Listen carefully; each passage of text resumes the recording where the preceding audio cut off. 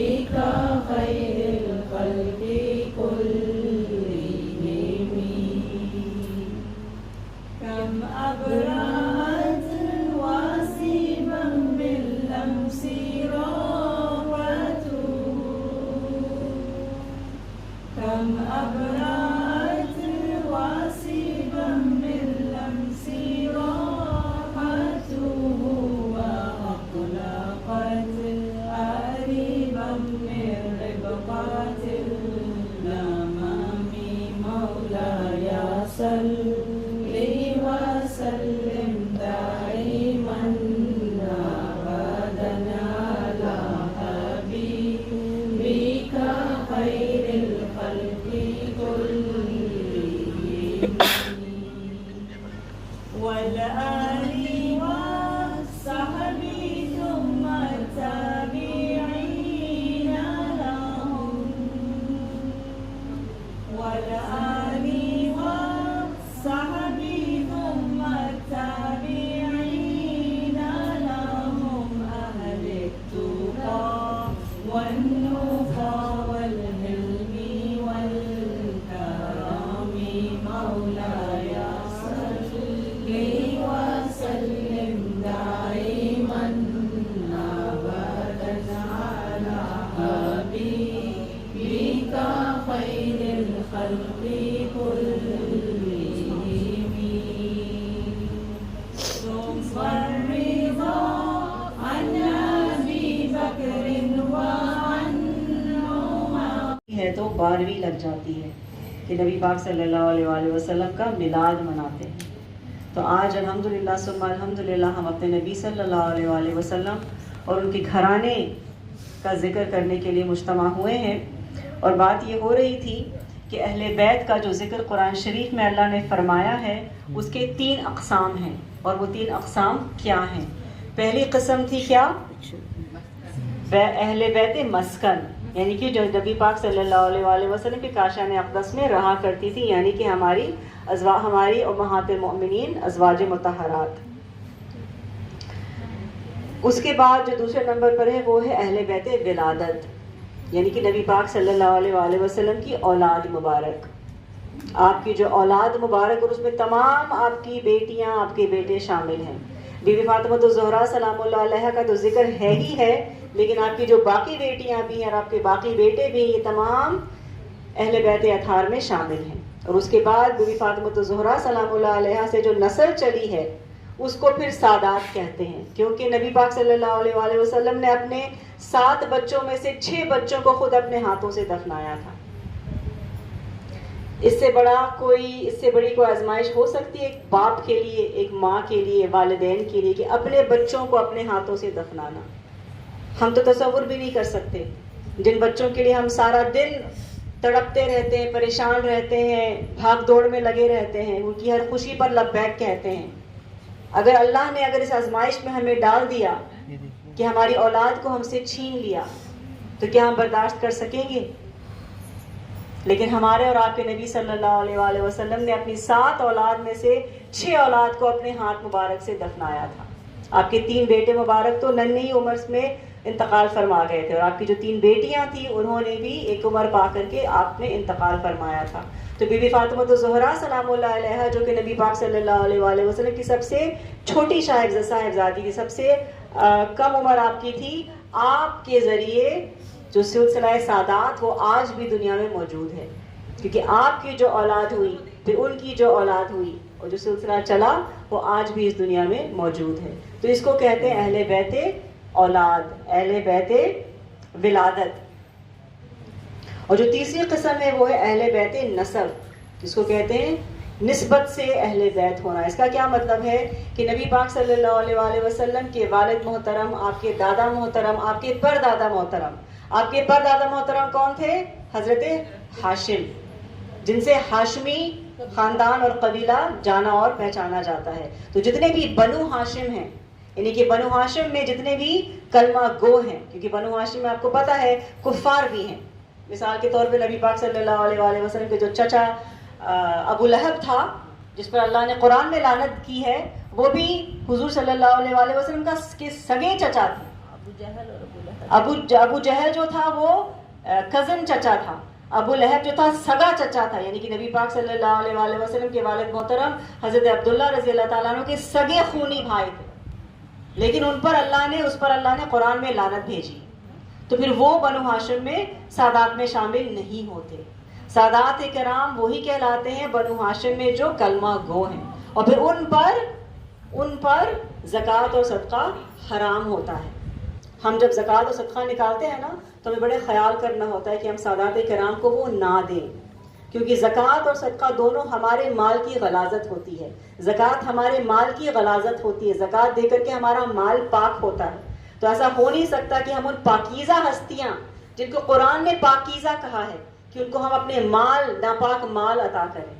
اسی طرح سے صدقہ بھی ہم جب کرتے ہیں وہ بھی ہمارے کسی مقصد کے لیے ہوتا ہے. ہم صدقہ جب نکالتے ہیں بلائیں ٹالنے کے لیے, جو بھی ہمارا مقصد ہوتا ہے, ہمارا کوئی غرض ہوتا ہے اس میں, تو وہ بھی مال آپ سادات کو نہیں دے سکتے. تو جو تعریف ہوتی ہے اہل بیت کی, یہی تعریف ہوتی ہے کہ جو مسکن میں نبی پاک صلی اللہ علیہ وآلہ وسلم کی کاشان اقدس میں رہا کرتی تھی, جو آپ کی اولاد ہیں, اور جو نسبت سے اہل بیت ہیں. اور نسبت سے اہل بیت کی اور بھی تعریفیں ہیں. مثال کے طور پہ حضرت سلمان فارسی رضی اللہ تعالیٰ عنہ کو بھی نبی پاک صلی اللہ علیہ وآلہ وسلم نے فرمایا تھا کہ یہ بھی میرے اہل بیت. اور ایک حدیث یہ بھی آئی ہے جس کو کہتے ہیں عمومی, یہ جو میں نے ابھی آپ کو تعریف بتائی یہ خصوصی تعریف ہے. ایک عمومی تعریف بھی ہوتی ہے کہ جتنے بھی کلمہ گو مسلمان ہیں, امت محمدیہ صلی اللہ علیہ وآلہ وسلم میں جتنے بھی کلمہ گو ایمان والے مسلمان ہیں, سب کے سب اہل بیت میں شامل ہیں. لیکن وہ ایک عمومی تعریف ہے. جس طرح سے حدیث مبارک ہے الخلق عیال اللہ, تمام مخلوق اللہ کی عیال ہے, ٹھیک ہے نا, تو یہ عمومی تعریف ہے. لیکن جو خصوصی تعریف ہے اہل بیت اطہار کی وہ یہی ہے کہ نبی پاک صلی اللہ علیہ وآلہ وسلم کے ایک سیکنڈ کون شامل ہے, اور یہ اہل بیت کی جو محبت ہے نا یہ ہم پر فرض ہے. ترمذی شریف کی حدیث ہے کہ نبی پاک صلی اللہ علیہ وآلہ وسلم نے فرمایا کہ تم اللہ سے محبت کرو کیونکہ اس نے تمہیں بے شمار نعمتوں سے نوازا ہے. آج ہم دیکھیں کتنی نعمتیں اللہ کی ہم اس کا محسوس کرتے ہیں, لیکن ہم اس سے غافل بھی ہیں. ہم سانسیں لیتے ہیں, ہم کو اللہ نے صحت دی ہے, سر پہ چھت دیا ہے, جسم پر کپڑے دیے ہیں, 2 وقت کی روٹی دی ہے, عزت دیا ہے, علم دیا ہے, رشتے دیے ہیں, بہت کچھ اللہ نے ہمیں دیا ہے. لیکن ہماری بد نصیبی کیا ہے کہ ہم وہ جو 99 چیزیں اللہ نے ہمیں دی ہوتی ہے نا اس کو ہم نظر انداز کرتے ہیں. وہ جو ایک چیز جو نہیں دی ہوتی ہے آزمائش کے طور پر, اس پر ہماری نظر ہوتی ہے کہ وہ ہمیں کیوں نہیں ملا. تو اس سے کیا ہو جاتا ہے کہ ہم شاکرین میں سے نہیں ہو پاتے. اللہ چاہتا ہے کہ ہم شاکرین میں شامل ہو جائیں, کہ ہم اللہ کا شکر ادا کریں. اللہ کی نعمتوں کا جب شکر ادا کریں گے تو اللہ نے فرمایا قرآن میں کہ میں تمہاری نعمتوں کو بڑھا دوں گا. تو ہمیں کوشش یہ کرنی چاہیے کہ جب بھی ہم کو ایسا محسوس ہو زندگی میں کہ اچھا مجھے یہ کیوں نہیں ملا, مجھے وہ کیوں نہیں ملا, میں اس آزمائش میں کیوں ہوں, تو ہمیں ایک فہرست بنا کر کے نا باقاعدہ اپنے ذہن میں سوچنا چاہیے, اچھا کیا میں صبح میں اٹھی تھی صحت مند, کیا میں نے سانس لی تھی, کیا میرے سر پر چھت ہے, کیا میرے جسم پر کپڑے ہیں, کیا میں حلال کھا رہی ہوں. بس اس سے بڑی نعمت ہو نہیں سکتی کہ اللہ نے ہمیں حلال کھانے کو دیا, اللہ نے ہمیں صحت دی, اللہ نے ہمیں عزت دی, اللہ نے ہمیں علم دیا, اور سب سے بڑی بات کہ اللہ نے ہمیں اس کا شعور دیا, اللہ نے ہمیں اس کی عبادت کرنے کی توفیق دی, اللہ نے ہم سے نماز پڑھوا لی. ایک بزرگ کو میں سن رہی تھی, انہوں نے فرمایا تھا کہ اگر آپ کے پاس آ کر کے کوئی یہ کہے کہ میں آپ کے قلب سے سورہ اخلاص چھیننے کے لیے میں آپ کو $5 ملین دوں گا, میں آپ کے قلب سے سورہ اخلاص چھین لوں گا لیکن میں آپ کو $5 ملین دے دوں گا, کیا آپ دیں گی؟ کیا آپ سورہ اخلاص دے کر کے $5 ملین لیں گی؟ کبھی بھی نہیں. کوئی مسلمان قرآن کے ایک آیت کو بھی اپنے دل سے نہیں محو کر کے آپ کی دنیا کی ساری دولت آپ کو مل جائے, آپ قرآن کے آیات کو اپنے قلب سے کبھی بھی محو نہیں ہونے دیں گے. تو سمجھے کہ کتنا بڑا خزانہ ہمارے پاس ہے جو $5 ملین یا $1000 ملین سے زیادہ قیمتی ہمارے قلب میں ہے. جو سورہ فاتحہ میرے قلب میں ابھی اللہ نے دی ہوئی ہے, دنیا کی پورے کائنات سے زیادہ قیمتی ہے, کیونکہ پوری کائنات اگر اللہ کوئی مجھے دے دے میں اس کو محو نہیں کرواؤں گی اپنے قلب سے. تو کتنی بڑی نعمت سے اللہ نے ہمیں نوازا ہے. تو یہ حضور فرماتے ہیں صلی اللہ علیہ وآلہ وسلم کہ تم اللہ نے ہمیں فرمایا ہے کہ اللہ سے تم محبت کرو کیونکہ اس نے تمہیں بے شمار نعمتوں سے نوازا ہے, اور تم مجھ سے محبت کرو یعنی کہ نبی پاک صلی اللہ علیہ وآلہ وسلم سے محبت کرو اللہ کے واسطے, اور میرے اہل بیت سے محبت کرو میرے واسطے. تو اہل بیت سے محبت کا حکم حضور صلی اللہ علیہ وآلہ وسلم نے دیا ہے. تو اہل بیت سے محبت کوئی نفل چیز نہیں ہے, فرائض میں شامل ہے.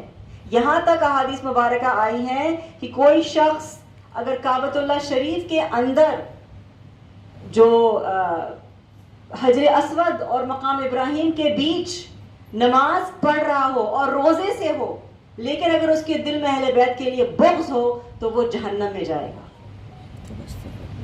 یعنی کہ آپ کی نمازیں بھی مکمل ہیں, آپ کے روزے بھی مکمل ہیں, آپ کعبہ شریف کے اندر نماز پڑھ رہے ہو, لیکن آپ کے دل میں بغض اہل بیت ہے, خدا نخواستہ تو وہ بندہ کو جنت کی کوئی بھی خوشبو نہیں ملے گی, وہ جہنمی ہے.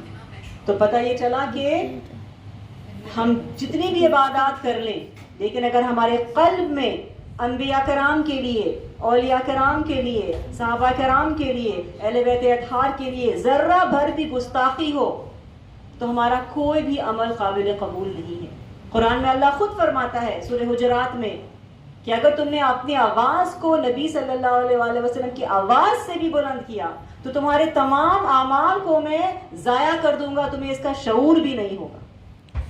تو صرف حضور کی آواز صلی اللہ علیہ وآلہ, آج ہم دیکھو صلی اللہ علیہ وآلہ وسلم اتنے آرام سے لوگوں کی آواز کے اوپر بات کر لیتے ہیں. ہماری ماں ہم سے بات کر رہی ہوتی ہے, ہم الٹا بات کر لیتے ہوتے ہیں. حدیث مبارک چل رہی ہوتی ہے, ہم اس کے اوپر آواز بلند کر دیتے ہیں. قرآن پڑھ رہے ہوتے اس کے اوپر ہم آواز بلند کر دیتے ہیں.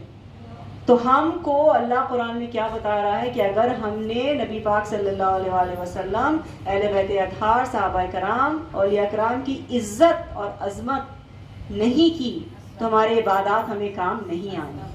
وعلیکم السلام.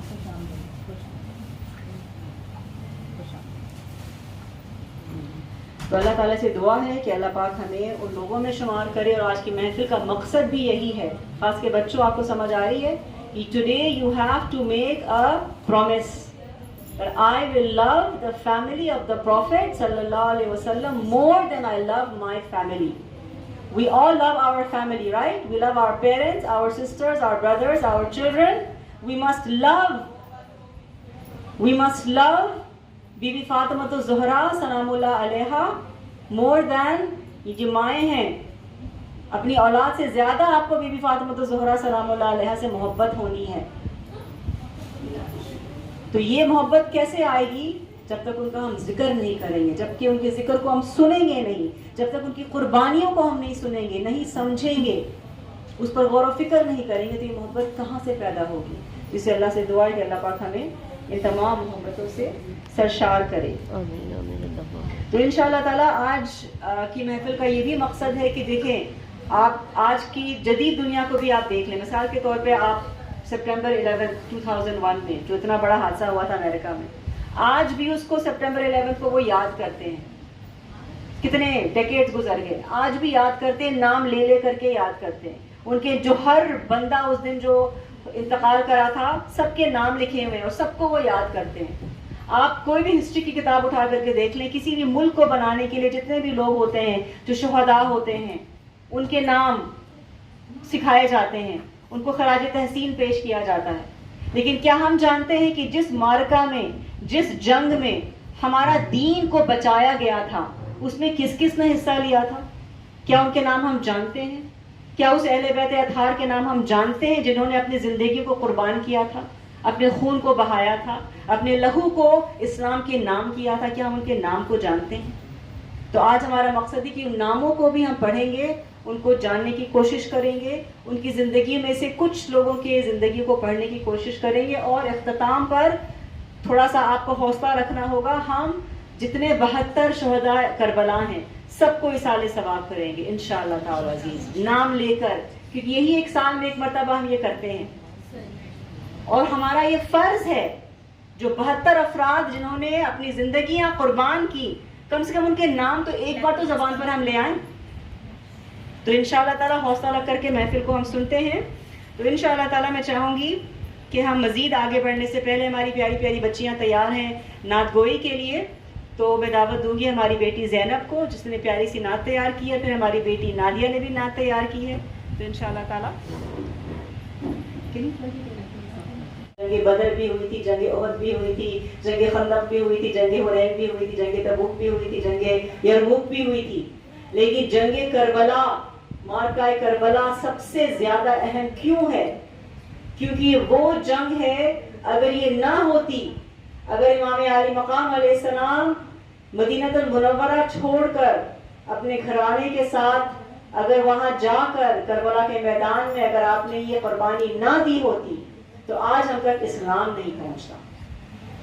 کیونکہ تاریخ یہ ہے کہ اس وقت حضرت امیر معاویہ رضی اللہ تعالیٰ عنہ جو کہ جلیل القدر صحابی ہیں، ان کے بیٹا کا نام ہے یزید فرید لائن. اس نے تخت کو خود ساختہ طور پر حاصل کر کے چاہا کہ وہ اپنی سلطنت کو بڑھائے، اور وہ جانتا تھا کہ اس کو سلطنت بڑھانے کے لیے اہل بیت اطہار کی بیعت چاہیے. اس کو پتا تھا کہ اگر ایک انسان ہوتا ہے نا اپنی اتھارٹی جمانے کے لیے اس کو ضروری ہوتا ہے کہ جو معاشرے کے سب سے اہم لوگ ہیں وہ ان کے ساتھ ہوں. اب پولیٹیشنز کو بھی آپ دیکھ لیں نا، ان کو چاہیے ہوتا ہے اگر وہ اقتدار چاہتے ہیں، وہ اپنے ووٹس چاہتے ہیں، جیت چاہتے ہیں، تو وہ کیا کرتے ہیں، جا کر کے جو امپورٹنٹ ممبرز ہوتے ہیں کمیونٹی کے ان کو اپنے ساتھ لیتے ہیں. تو یزید کو پتا تھا کہ جب تک اہل بیت اطہار کی بیعت ان کے ہاتھ پر نہیں آئے گی اس کی سلطنت بڑھ نہیں سکتی. تو اسی لیے اس نے ایک ظالمانہ انداز اختیار کیا. اور یہ لوگ بچوں کو جاننا چاہیے، کتابوں میں لکھا ہوا ہے کہ اس کا حکم تھا، کیونکہ لوگ کہتے ہیں اچھا وہ تو تھا ہی نہیں میدان کربلا میں، آپ لوگ اس کو کیوں اتنا ایسے کہتے ہو؟ جو ورگلانے والے لوگ ہماری کمیونٹی میں موجود ہیں جو نوز باللہ کا ذالک یزید کو رضی اللہ تعالیٰ عنہ کہتے ہیں، لا حول ولا قوت الا باللہ العلی العظیم. جبکہ ہماری تاریخ میں علماء نے اس بات پر اختلاف کیا تھا کہ یزید کو کافر کہیں یا فاسق کہیں، کیونکہ اس کے فسق اور فجور پر کسی کو کوئی بھی کنٹروورسی نہیں ہے. سب کے سب تمام علماء جانتے ہیں کہ وہ فاسق بھی تھا اور فاجر بھی تھا، یعنی کہ وہ شراب پیتا تھا. یزید شرابی تھا، یزید نماز نہیں پڑھتا تھا، یزید زانی تھا، یزید نے بھائی بہن کے نکاح کو جائز کر دیا تھا، یزید نے حلال کو حرام، حرام کو حلال کر دیا تھا. اور وہ اس مقام پر تھا کہ اگر اس کی جو سلطنت ہے وہ پھیل جاتی، اگر امام علی مقام علیہ السلام نعوذ باللہ صاحب ہو نہیں سکتا تھا، لیکن اگر وہ نہیں وہاں پر جاتے تو اس نے شریعت کو تبدیل کر دیا تھا. تو شریعت جس شریعت کے آج ہم پابند ہونے کی کوشش کرتے ہیں اس کی شکل ہی اس نے بگاڑ دی تھی. تو جتنے کوفی تھے سب نے امام علی مقام علیہ السلام کو مدینہ المنورہ میں بہت سارے خطوط بھیجے تھے، بہت سارے خط بھیجے تھے کہ یا رسول اللہ کے نواسے آئیے اور اپنے دین کو بچائیے، آئیے اور ہمیں اس ظالم سے بچائیے. تو امام علی مقام علیہ السلام مدینہ المنورہ چھوڑ کر اسی لیے گئے تھے کیونکہ آپ کو امت نے پکارا تھا کہ ایسا نہ ہو کہ روز قیامت ان سے یہ پوچھ ہو جائے، جبکہ اللہ جانتا ہے ان کے حالات کو. کیونکہ تمام بہت سے ایسے صحابہ کرام تھے جنہوں نے کہا تھا کہ یا اللہ کے نبی کے رسول کے نواسے آپ نہیں جائیے کیونکہ آپ کے ساتھ یہ لوگ دھوکہ کریں گے. جو کوفی تھے نا، کوفی لا یوفی، سنا ہے آپ نے؟ وفا نہیں کرتے کوفی، کوفی لا یوفی، یعنی کہ کوفیوں کے غدار ہونے کا، دھوکے باز ہونے کا پتہ تھا لوگوں کو. تو صحابہ کرام نے کہا تھا کہ یا نبی صلی اللہ علیہ وآلہ وسلم کے نواسے، یا امام حسین، یا سیدنا امام حسین علیہ السلام، آپ نہ جائیے، آپ کس کو ابھی یہ بلا رہے ہیں، یقیناً آپ کے ساتھ دھوکہ کریں گے. لیکن امام علی مقام علیہ السلام کو جانا لازم تھا کیونکہ امت ان کو پکار رہی تھی. امت کہہ رہی تھی کہ آئیے ہمیں بچائیے، آئیے نانا کے دین کو بچائیے. اب کہیں آگ لگ رہی ہو کسی بلڈنگ میں، اندر کوئی بچہ ہو اور وہ پکارے ماں کو، اور ماں کو پتا ہے کہ جائے گی تو وہ جل جائے گی لازم، کیا ماں چھوڑ دے گی؟ کبھی نہیں چھوڑے گی، وہ اپنے آپ کو جلا کے جا کے بچا کے لائے گی بچے کو. تو یہاں پر امام علی مقام اس وقت ہمارے حضور صلی اللہ علیہ وآلہ وسلم کی امت کے حقیقی لیڈر تھے. تو ایسا ہو نہیں سکتا تھا کہ ان خطوط کو وہ نہ میں جواب دیں.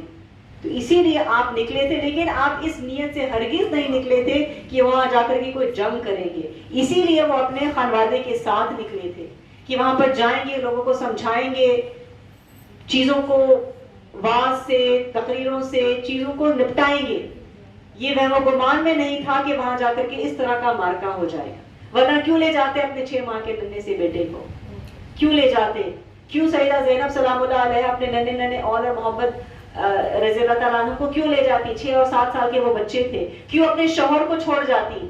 اگر جنگ کے لیے جاتے مرد حضرات تو جنگجو ہو کر جاتے نا، عورتوں بچوں کو گھر چھوڑ کر جنگ کے سامان کے ساتھ جاتے، لیکن جنگ کی نیت نہیں تھی.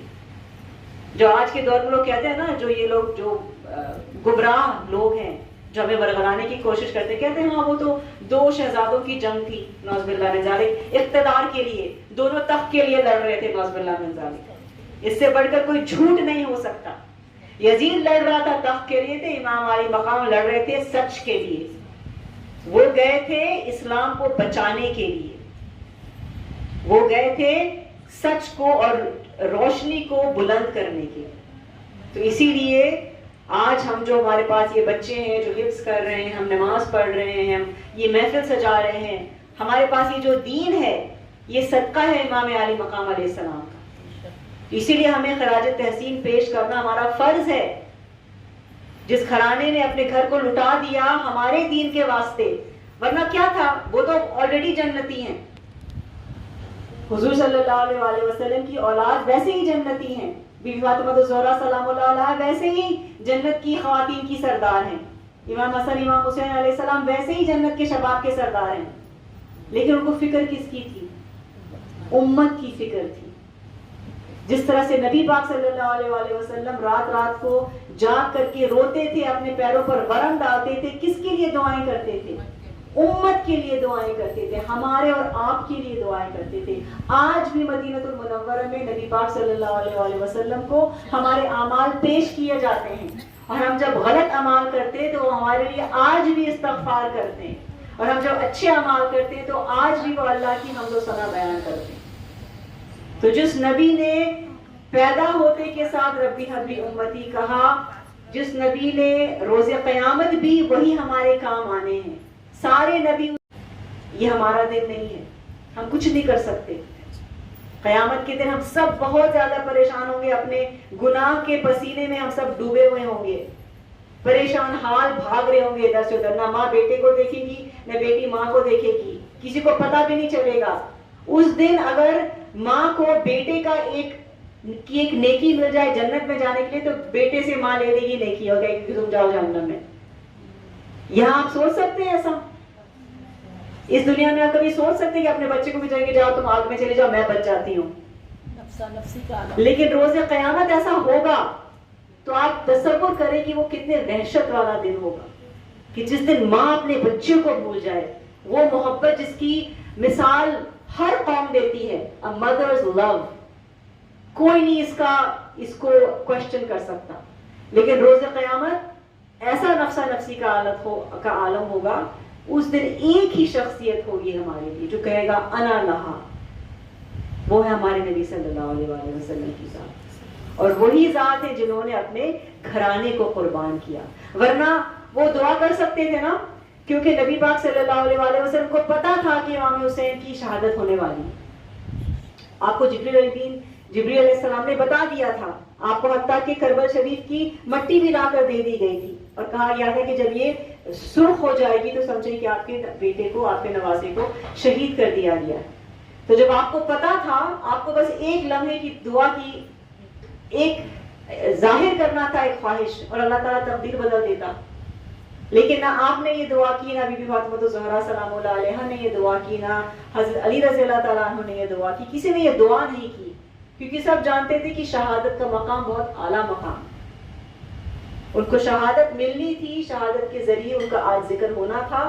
لیکن جب انسان اس تاریخ کے اوراق کو پڑھتا ہے نا، جس بے دردی سے، ایک ہوتا ہے نا کسی کو قتل کر دیا، کسی کو شہید کر دیا، لیکن جس بے دردی سے ان کو قتل کیا گیا، جس بے دردی سے ان کو شہید کیا گیا، انسان ہر سال ان اوراق کو پڑھتا ہے، ان واقعات کو پڑھتا ہے، لیکن سمجھ نہیں آتا کہ وہ کس قسم کے لوگ ہیں۔ حضرت علی رضی اللہ تعالیٰ عنہ کو مخاطب کر کے فرمایا تھا کہ اے علی، آپ دوسری شادی کریں گے نا، اور جب آپ کریں گے تو آپ ایسے گھرانے کی بیوی لانا جو بہادر گھرانے کی، کیونکہ آپ کو جب بہادر گھرانے کی بیوی آئیں گی تو ان کی اولاد بیٹے بہادر ہوں گے، اور کیونکہ ان کو پتا تھا کہ میری اولاد کو بہادر بازوؤں کی ضرورت ہے،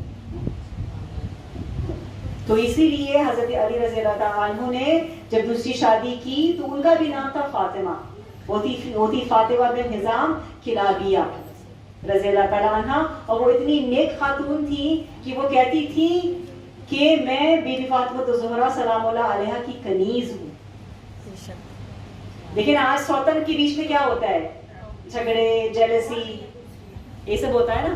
لیکن وہ کیا کہتی تھی کہ میں بی بی فاطمہ الزہرا سلام اللہ علیہا کی کنیز ہوں, وہ میری آقا ہیں. تو آپ سے بلایا کرتے تھے بالکل اپنے بچوں کو نیچے رکھتے تھے. علیہ السلام, جن کا انشاءاللہ آج ہم اور مزید بھی ذکر کریں گے. اور میں اس کے لیے اپنی سمیرہ بہن کی بہت شکر گزار ہوں کہ ان کے توسط سے آج حضرت عباس علمدار رضی اللہ تعالیٰ عنہ کا نام ہم خصوصی طور پر لے رہے ہیں. ویسے تو ہم نام لیتے ہیں لیکن آج ہماری سمیرہ بہن بتائیں گی انشاءاللہ محفل میں. لیکن حضرت عباس علمدار رضی اللہ تعالیٰ عنہ علیہ السلام حضرت علی رضی اللہ تعالیٰ عنہ کے بیٹے ہیں حضرت فاطمہ کلابیہ کے ذریعے, اور ان کا دوسرا نام لقب جسے وہ محفل تو کافی لمبی تھی لیکن میرے فون کی اسپیس ختم ہو گئی تھی, اس وجہ سے میں دوسرے نہیں ریکارڈ کر سکی. چلے جو بھی میں کر سکی ہوں اللہ تعالیٰ میرے لیے بھی صدقہ جاریہ بنائے اور آپ کے لیے بھی. اگر آپ کو ویڈیو پسند آتی ہے تو شیئر کیجیے گا اور اپنا بہت سا خیال رکھیے گا, دعا میں ضرور یاد رکھیے گا. اللہ حافظ. پاکستان زندہ باد.